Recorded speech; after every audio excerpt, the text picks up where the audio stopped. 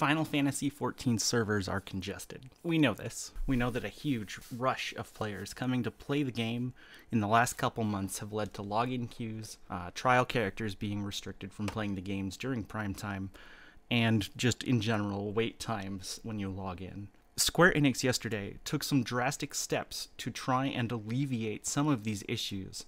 Now, the majority of new players seem to be focused on the Aether data center. What happened yesterday was that a letter went up from producer and director Naoki Yoshida, and it covers a couple things. The first thing I'm going to talk about is that all Aether worlds are now marked as congested.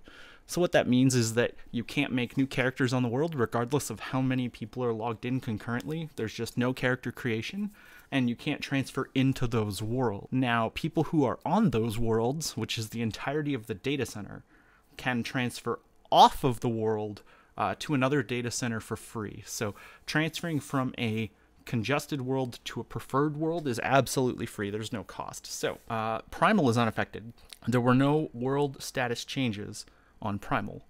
Instead, all of Crystal is now preferred. So people who are locked onto Aether who don't want to deal with login queues can use the home world transfer service and transfer to Crystal, any world on Crystal, including Belmung, which is the most populated world, at least in terms of the number of characters, not necessarily the number of players, because a lot of them are just role-playing alts, for free. So here's what they said.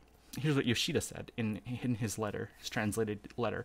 As of patch 5.58 hotfix maintenance, all worlds on the Aether data center have been classified as congested. Despite expanding the maximum capacity as much as possible and closely monitoring the situation, the number of logins for each world has consistently remained at full capacity, which has led us to take the current course of action. This means that players will be unable to create new characters on any world on the Aether data center until the classification is lifted. We sincerely apologize for the inconvenience that this may cause for those of you who are looking forward to embarking on adventures with your friends. Were the number of characters were to increase any further, this is talking about concurrent logins, it would result in login queues that would take several hours. We kindly request that you consider creating a character on a world within Primal or Crystal. Now, he also did that new worlds and large-scale solutions will be implemented for each data center. And what a large-scale solution means is it basically new physical hardware, probably, is my guess. They've talked about in the past that the semiconductor shortage, that is graphics cards, processors,